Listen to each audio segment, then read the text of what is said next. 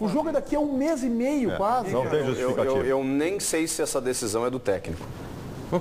Seria de quem? Pra quê? Não sei se a decisão não, do treinador. Aí eu vou concordar com a Meneghete. Por que o treinador... razão. Me dá uma. Eu quero só uma. Eu quero uma razão. Ele vai treinar o goleiro na ponta esquerda, é isso? Não, ele vai alegar privacidade. Mas estou dizendo que eu não sei se a decisão é do treinador. Não sei. Vai treinar num convento. Eu vou dizer, é até ruim pro clube, tá? Porque tu pega o Bruno Ravazoli, o impertinente Bruno Ravazoli, que ia tá acompanhando o treino. O que ele vai estar fazendo agora? Vai inventar uma crise no Internacional. Pode ter certeza. E o repórter. O Bruno é o mais chato de todos que estão aí nas cegas, não há nenhuma dúvida disso. Ganhou um apelido do ex-presidente Paulo Odoni, né? Foi ele que apelidou de impertinente. Aliás, com toda a razão. Impertinente com estrelinha. Os repórteres vão atrás da informação e aí pode até vir uma informação distorcida. Que algum jogador ficou emburrado ficou no time de reserva. Então pra que dar esse pano pra manga? O Baldasso estava falando aqui do De Arrascaeta. Você tem alguma novidade aí da Serra? O empresário e representante do atleta no Brasil, Fernando Otto, está no Uruguai neste momento resolvendo as últimas pendências, assinando os últimos documentos na sede do Defensor. E segundo informações que recebi ontem, ele virá a Porto Alegre com De Arrascaeta entre hoje e amanhã, e até o final da semana o departamento de futebol pretende anunciar este atleta. E o documento do Vitinho já chegou do CSKA? Cara, documento da Rússia me lembra o fax do Jorge Wagner.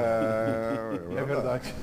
Por enquanto, Baldasso, eu ainda não tenho nenhuma novidade no caso do Vitinho, mas há um acerto entre Inter e empresário do jogador. Consequentemente, o atleta já falou ao seu representante que quer jogar no Inter e ontem à tarde o clube russo aceitou a proposta colorada, R$1 milhão por um empréstimo de uma temporada. E conversando com um dirigente aqui em Bento Gonçalves, no momento em que eu não sabia o valor do empréstimo, ele me disse o seguinte: não, o CSKA não libera de graça, mas esse valor é uma merrequinha. Depois eu descobri que o Inter vai pagar R$1 milhão pelo empréstimo de Vitinho, que segundo um dirigente é uma merreca. O valor pode ser alto, a gente fala em R$1 milhão.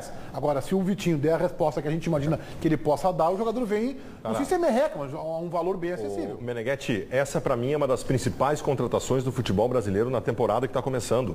O Vitinho que eu vi, na amostragem que eu vi nos jogos do Botafogo, quando o Botafogo vendeu esse jogador, eu entrei em crise. Esse é o jogador de melhor qualidade dos que surgiram, que eu vi nos últimos tempos no futebol brasileiro. Fantasma, no futebol brasileiro. Pelo amor de Deus, olha o que tu tá dizendo, Baldasso. Menos, Baldasso. Em potencial, Ribeiro. Eu falei em potencial. É do jeito que tu fala. Não, o jeito que eu falo, não. Parece que o Inter tá trazendo o antigo Bebetinho. Eu não me entusiasmei com um jogador surgido no futebol brasileiro mais do que eu me entusiasmei com o Vitinho nos últimos 3 anos. Meu Deus do céu. Mas nos últimos anos, realmente, porque o Vitinho é o seguinte, o Vitinho tem 21 anos. 21 anos. Idade não é referência para nada. Ribeiro, não. 21 anos está até justificando porque ele não está lá fora. Até para isso também. Ele tem 21 anos. Idade é referência. Peraí, se o Vitinho tivesse 29, 30 anos, o Baldasso tá nesse entusiasmo aí. Desenfreado. Não, peraí, claro que é referência. A idade é importante, sim. É importante, mas não é referência para se o cara é bom ou ruim. Não, mas ninguém está dizendo isso. É que tu cria uma tese própria de que a gente falou. E fica divergindo dessa tese. Exato. Que ele criou. É um negócio ele tem 21 anos e ele quer jogar a Olimpíada pelo Brasil.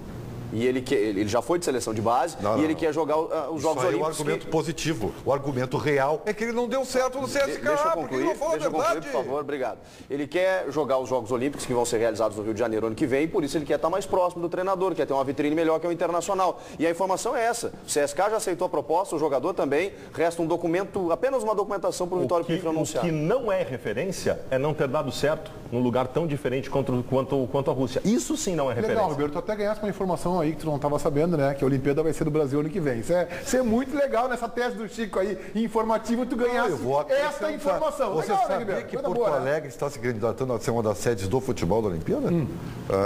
Fala.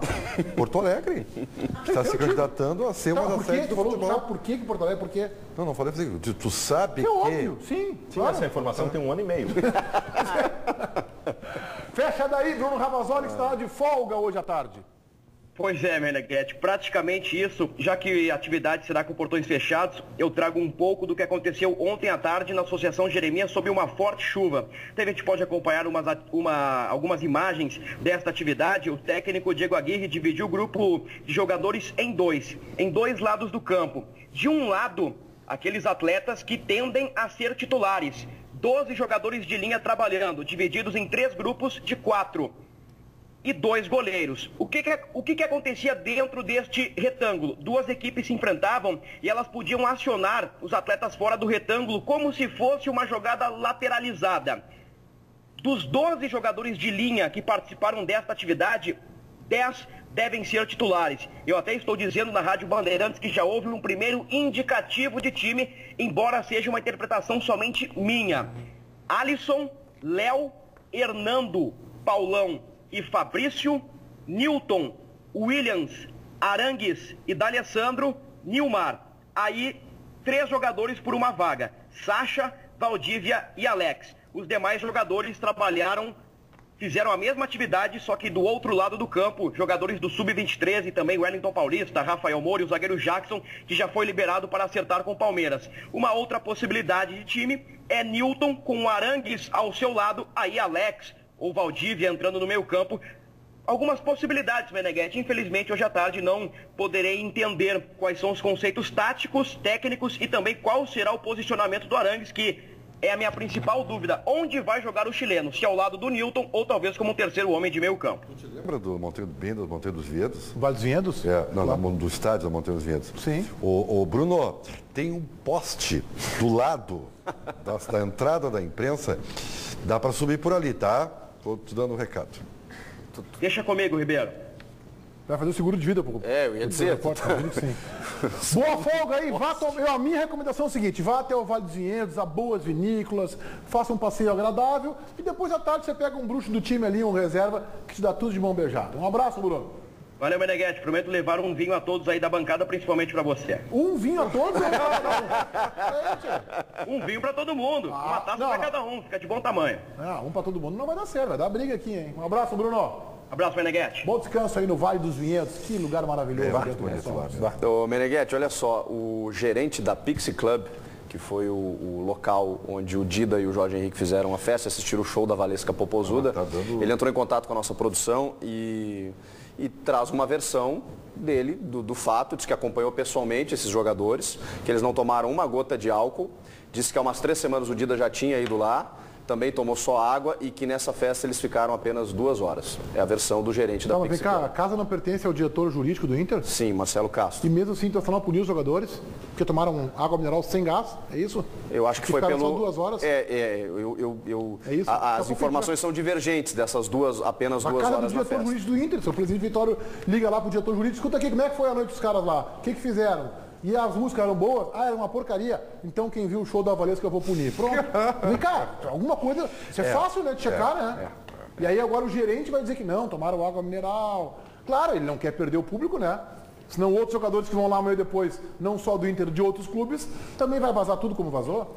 Mas está feito o registro. Hoje... Não vamos falar sobre isso depois, não vamos? Vamos falar sobre isso. Roberto. Bom, vamos lá. Em relação à chegada e saída dos jogadores do Inter, o Vinícius Lopes. Esse ano o Inter acertou em todas as contratações, isso já mostra a diferença das direções.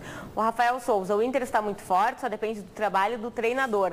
Troquem Jorge Henrique pelo Werley ou Arouca. E o Alessio Maciel, só a saída de Gilberto e o Wellington Silva já melhorou muito. O Francis da Silva, finalmente contratações pontuais. Chega de pacotão de meia boca. Só faltou o Conca para esse time. A troca é Jorge Henrique por Werley. Criaria problema pro Inter e pro Grêmio. Essa troca não resolve o problema de ninguém, com todo respeito. Troca de problemas, isso aí. É uma troca de problemas. João Batista, Central Band do Esporte. Meneghetti, o assunto hoje no Rio de Janeiro foi o técnico Vanderlei Luxemburgo. Ele concedeu uma entrevista exclusiva para o pessoal do site UOL e disse, entre outras coisas, que ele foi execrado, foi muito criticado pela imprensa, mas agora as pessoas estão vendo o que ele falava acontecer. Falou que no futebol carioca ele estava em baixa, mas agora começou a ficar em alta por conta dessas profecias que ele fez e de fato estão ocorrendo. E também criticou bastante o futebol brasileiro como um todo. O técnico Vanderlei Luxemburgo novamente dando o que falar. Obrigado, João. O Eraso não vem mais, é oficial isso? Oficial, o Grêmio desistiu porque o Barcelona de Guayaquil não abriu mão dos $300 mil e até o jogador estava disposto a colocar um valor, né, de 100. Talvez alguma premiação que ele tivesse para receber lá do clube, alguma coisa assim. Acho que ele não ia passar um cheque dele lá. O acordo, pode ser, o acordo inicial era que ele viesse de graça. E, portanto, com relação a isso, era uma indicação do técnico Luiz Felipe Scolari, né? Esse jogador não vem mais e a partir de agora a informação que chega é que o Grêmio não vai para o mercado. O Grêmio vai apostar nos zagueiros da base, o Rafael Thierry, o Gabriel Silva e o Lucas. Ô, Meneghetti, eu tô assim muito triste.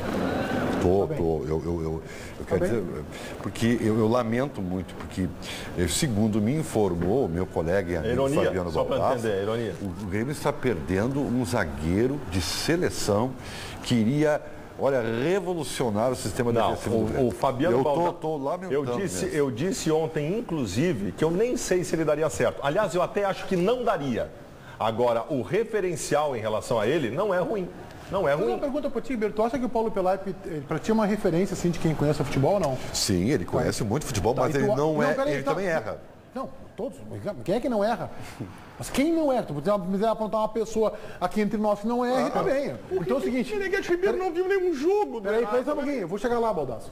Tu acha que quem... Então tu acha que o Paulo Pelaipe tem um conhecimento de futebol e que pese que ele cometa alguns erros na tua avaliação. Como todo mundo. Eu também acho que ele comete alguns erros.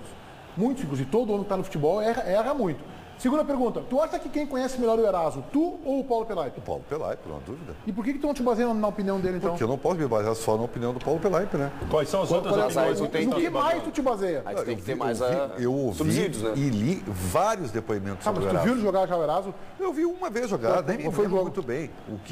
Qual foi o jogo? Eu acho que foi o jogo do Barcelona de Guayaquil, inclusive. Nossa. Tá? E no Flamengo eu não vi jogar. Qual é a cor da camisa do Barcelona de Guayaquil? Que cachorro, hein? Parecida com o Barcelona. Que cachorro. É grená e azul, é isso? Que cachorro, hein? Deixa eu falar uma coisa pra vocês. O Baldasso. Que cachorro. O Meneghetti, o grande feito do Eraso. Não teve feito nenhum. Não, ele tem um feito de parar Karim Benzema, um dos principais atacantes do mundo, no 0-0 do Equador com a França, na primeira fase da Copa do Mundo. Isso não é referência também. Aliás, mais uma informação. Foi o primeiro jogo da história do Maracanã em Copas do Mundo que terminou 0-0, sem gols. E o Eraso foi responsável. Transforma o Eraso no baita jogador. Isso sabe, camisa é amarela, tá, Ribeiro? Só pra te dizer que a camisa é amarela. A segunda é granada. Não. É amarela a camisa. Olha aqui, ó.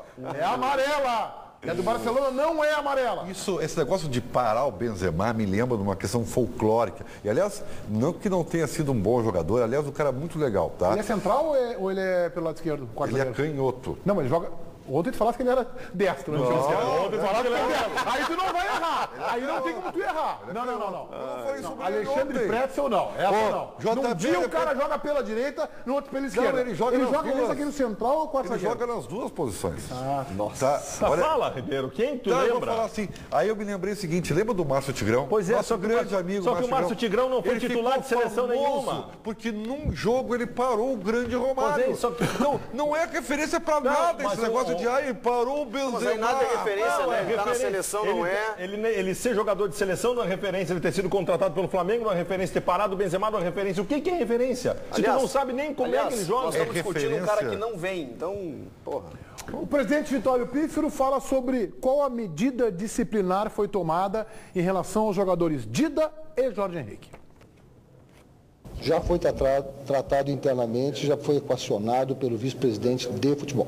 Multa ou uma punição mais severa? Já foi equacionado pelo vice-presidente de futebol, isso é uma questão interna, né? Ele conversou com os dois jogadores separadamente e equacionou.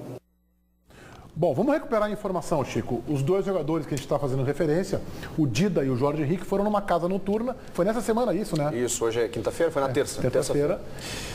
Casa essa que pertence a um diretor do Internacional, diretor jurídico. Diretor jurídico Marcelo Castro. Eles, segundo divergentes as informações, porque o gerente da casa disse que eles ficaram apenas 2 horas. Mas começou às 3 da manhã o show, né? E o show começou depois das 3 da manhã. E houve discussão, inclusive, com alguns torcedores que fizeram gritos de vergonha por eles estarem lá, por estarem na noite, registraram em fotos, botaram nas redes sociais. Eles não gostaram disso, houve um desconforto, afastaram alguns que estavam no camarote também. Houve esse imbróglio.